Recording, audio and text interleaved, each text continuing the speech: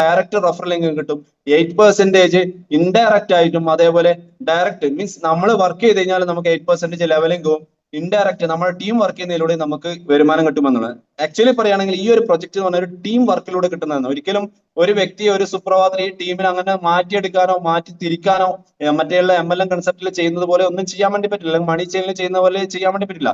ഇവിടെ വ്യക്തമായിട്ട് ഒരു സിസ്റ്റം ഉണ്ട്. ആ സിസ്റ്റത്തിനനുസരിച്ചാണ് ഈ പ്രോഗ്രാം റൺ ചെയ്യുന്നത്.